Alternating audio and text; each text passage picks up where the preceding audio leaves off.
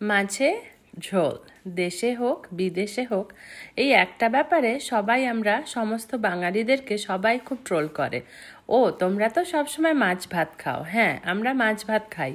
আসলে কেউ বুঝতে চায় না যে মাছ ভাত কিন্তু একটা কমপ্লিট মিল। মাছ আর ভাত মিলিয়ে সমস্ত সবজি দিয়ে এই যে ঝোলটা আমাদের আগে বানানো হতো, যেটা আমাদের ছোটবেলায় কারোরই খেতে ভালো লাগতো না হয়তো, তারা এখন বুঝতে পারি যে এটা কিন্তু একটা কমপ্লিট মিল।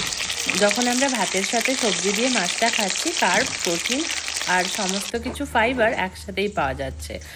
আমিও ছোটবেলায় ব্যক্তিগতভাবে এই মাছের ঝোলটা একদমই অপছন্দ করতাম, কিন্তু ওই যে বাঙালি আর মাছ আর সেই ছোটবেলার স্বাদটা জীব এখন মাঝে মাঝেই বড় খুঁজতে চায়, তাই না?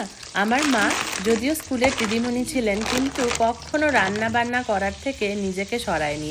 আসলে হ্যাঁ, লোকে বলতে পারে রান্নার লোকের সাথে মাদের পড়তো না, সত্যিই পড়তো না। কিন্তু যদি পটেই যেত, তাহলে মায়ের হাতের এই যে রান্না এতদিন পরেও জিভে স্বাদ জাগায়, সেটা কি করে মনে আসতো? মায়ের রান্না, আমার বাবাও কিন্তু খুব ভালো রান্না করতো। মা যেহেতু স্কুলে চাকরি করতো, সপ্তাহে 5 দিন কিন্তু আমরা বাবার রান্নাই খেয়েছি। বাবাও এই ঝোলটা খুব একটা খারাপ বানাতো না। বাবার হাতের চিকেন স্টু, সেটাও ছিল খুব ভালো। আর মা তো ভালো রান্না করতোই। নিরামিষ রান্নাগুলো মায়ের মতন আমি অন্য কারোর হাতে খাইনি। হ্যাঁ, আর রান্না করতো আমার 2 মাসি, পায়েস আর ডাল। উফ, এত ভালো রান্না করতো। আর বলছি না, এত কিছু মশলা টশলা দিয়ে নয়, খুব সামান্য উপকরণ, কিন্তু সেই স্বাদগুলো যেন আজও জিভে লাগে আছে। যাই হোক, সেদিন যখন সবার শরীর খারাপ ছিল, সমস্ত সবজি দিয়ে এই বিদেশে বসেই মায়ের রান্নাঘরটা রিক্রিয়েট করার চেষ্টা করলাম।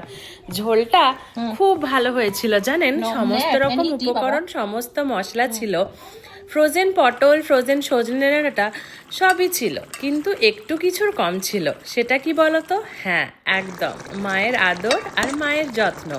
সেই সব ছাড়া, সেই সব বাদ দিলে মোটামুটি মাছের ঝোলের টেস্টটা 100-তে 90 আমি নিজেকেই দিয়ে দিলাম।